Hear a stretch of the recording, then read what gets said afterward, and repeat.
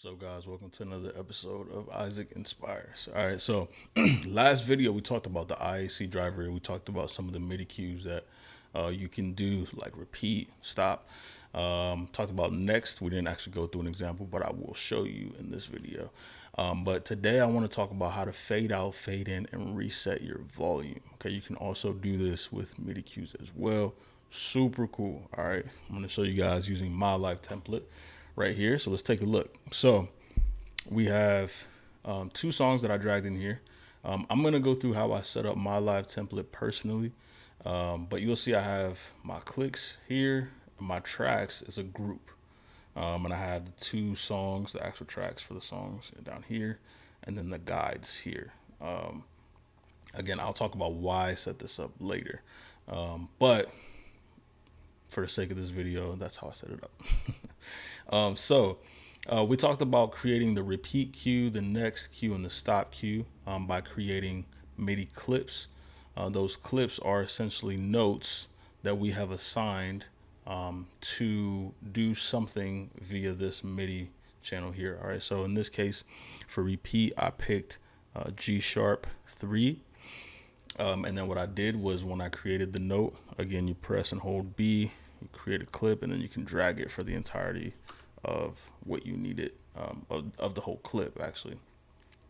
Once you do that, then you go up to MIDI, and then you play it, and then you click on whatever you need it to be. So in this case, since it's repeat or go to last locator, I would click on this, and then as soon as it hits the MIDI, it will trigger Ableton to say, okay, hey, when it hits that note in particular, we need to go back to the previous locator. Okay, and you can do the same thing for stop, as you see here. You can do the same thing for next locator, as you see here.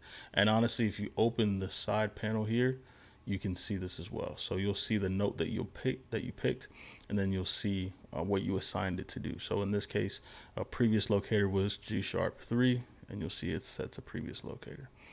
Next locator is A3, etc., etc. Now, quick guide for picking your notes. If you're gonna play in the session, like you have a MIDI keyboard, do not pick a note that you're going to play, right? So for example, A3 is something I would play if I was actually playing. So if I do that, I'm gonna mess the session up because every time I hit A3, it's gonna go to next locator, right? So this only works, picking anything only works if you're not going to be playing.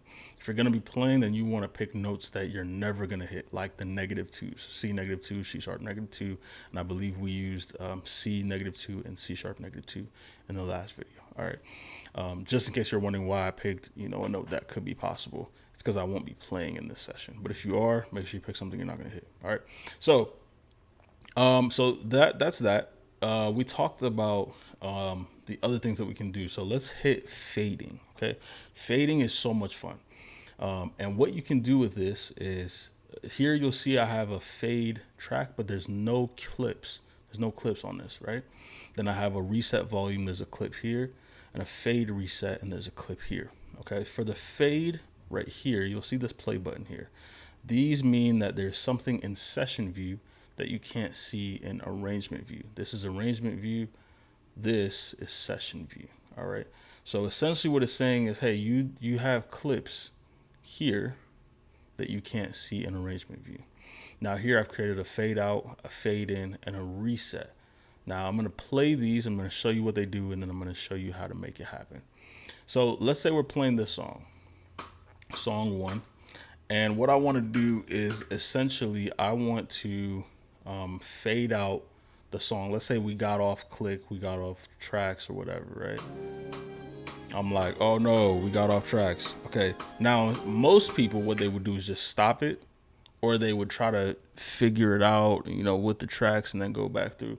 I don't want to do that. What I want to do is I want to leave the tracks out, leave the click in, and then I want to figure out what I need to do and then fade it back in. Okay, so we're playing, we're off track. I'm going to hit the O button. I set this up this way. I'm going to hit O. You're going to see the volume here from my tracks starts to fade out, and it leaves just the click in. This goes back to how I set it up, but Okay, cool. So now I'm gonna get back on track. Okay, we're on track. Now I'm gonna hit I to fade back in. And you'll see my volume goes right back, okay? Now let's say I hit O again. We get on track and I'm like, hey, I don't want it to fade back in. I just want it to boom back in. That's where my R comes in, my fade reset. I just hit R and it goes right back to 0. All right. Now, this is useful, again, for a bunch of things that you want to do. But all I'm utilizing is the fade functions that I put in session view. So if we click key here, where we can assign, I made fade out O, I made fade in I, and I made reset R. All right. So the way to set this stuff up is going to be the same way that we set these two up here, which is reset volume and fade reset. And I have clips for these ones for a very specific reason, which I'm going to show you. But what we're going to do is we're going to set it up like we did last time. So we're going to pick a note, any note that we want. Now, the key with this is, since we're resetting volume for our tracks volume, this one in particular, every single MIDI clip that we make that has to do with volume has to be the same note, because that note we've assigned to that particular volume. Does that make sense? So in this case, I've picked D sharp -2. So anytime D sharp -2 is hit, whatever is attached to that particular volume clip is what it's going to do for tracks, because I have D sharp -2 triggering this. Does that make sense? So if you do a volume out, volume in, you want to pick the same note. You're just going to set it up differently. All right. So here, this is fade reset, and I'm going to show you guys this one first because this is what it'll probably look like when you guys get in here. So I picked D sharp -2. All right. Again, I hit B, press and hold B, draw, and then I stress this for the entirety of the clip. Okay. Now what we're going to do in live 10 and 11 is going to look different than it is for 12. So for 12, I can hit envelopes up here. Okay. For 11, I think there's another section that's going to be over here that you can click. And then there's going to be two options. There's going to be MIDI control on the first one, and it's going to say pitch bend on the next one. And 11 and 10 is going to be vertically stacked. For the second option, pitch bend, you're going to click volume or channel volume, whichever one it says. And it's going to look like this. Okay. So what you want to do is, if you're doing a fade in or fade out, you want to take one end of the line, you're going to press it, and then you're going to drag down. Or if it's the other way, you're going to drag down this way. All right. So I'm going to show you my fade reset just to see what that will look like at the end. Boom. So what I did was I took my volume, clicked one end, and just dragged it all the way down to 0. All right. So what that tells this clip is, hey, when it hits D sharp -2, I want the volume to go from 0 to 100, or from 100 to 0. Or in the case of the reset, I want you to keep the volume back where it needs to be. Now, when you first do this, it's going to say 100 instead of 108. I found that 108 gets me back to 0. 100 gets me to, I think it was -2.5 in terms of the dBs for the volume. So that's why I do 108, but you can feel free to do it however you want to. All right. So now when you do this, this is done. The only other thing you want to do is you want to make sure that this loop is not checked, because in the instance that you have to run over that reset again, it's just going to keep looping. For example, this one here, let me turn this off. This one here, it's going from 0 to 100. So then it will just keep going 0 to 100, 0 to 100, 0 to 100. You want it to happen one time. So you're going to uncheck loop. Okay, that'll make sure it just happens once, never again. All right, so for example, just to see what this sounds like, I'm going to go over here and I'm going to take the tracks volume down to 0. I mean to -infinity. And then I'm going to cue fade reset. So when I play, you're going to hear and see this is at -infinity. As soon as it hits fade reset, it's going to start to come up. 3, 4. To 0. All right. Same thing for reset volume, only it's going to be a lot quicker. So I'm going to take this here, take this to negative infinity.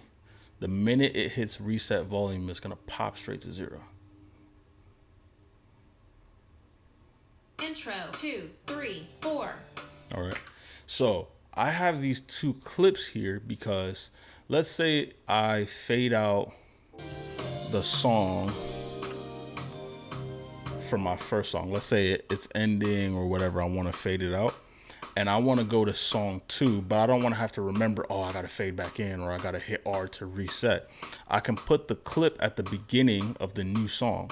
So when I go to my second song, it'll immediately start the way it needs to start. So we see it's at negative infinity right now for tracks, and I have reset volume on. So that means that it's going to go straight to 0 once I hit 2. Okay, watch this. Intro 2, 3, 4. All right. Now, again, you can, automate this. So I don't have to hit the 2 to go to the next song. But if I had the next song cue, then it would just go straight to the next song. This MIDI note would say, hey, go back to 0. And it would go back to 0. Now, the same thing can happen with the fade in. So if I want to use fade in instead, and let's say I fade out here. All right. Let's say we're done with the song. Cool. I'm at negative infinity. Now I want it to fade into song 2 this time. So I turn my fade reset on. I hit 2. 3, 4. And it fades back to 0. All right. So these clips are helpful for when you're doing, when you have sets that you're arranging, especially if you know you're going to fade out of a song or you may fade out of something.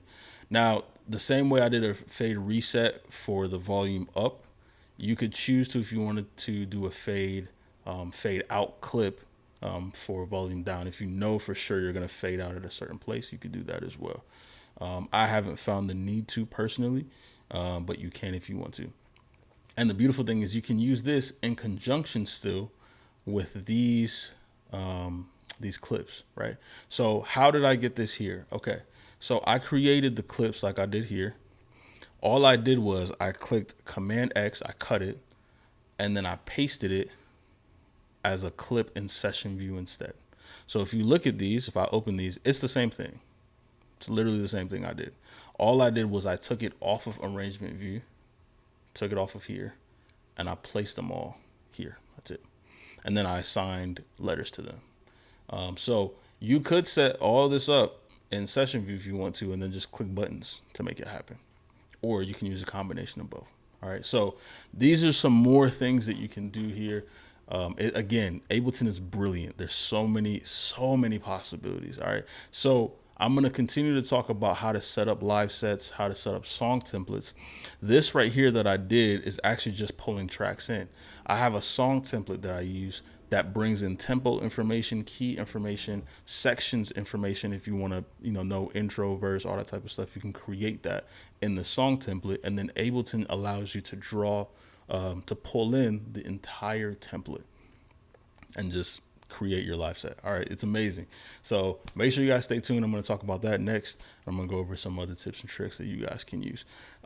Real quick, how I again assigned this note here to be the track volume was with MIDI. Now, again, if you want to do this with the master volume, you can do this. You just pick a different note. So I can make E2 or E -2. I can assign that to my master volume if you want everything to fade up and down. Okay, just wanted to throw that in there in case anyone had a question about that. Anyways, I'll see you guys in the next video. Y'all be safe, and I'll talk to y'all soon. Peace.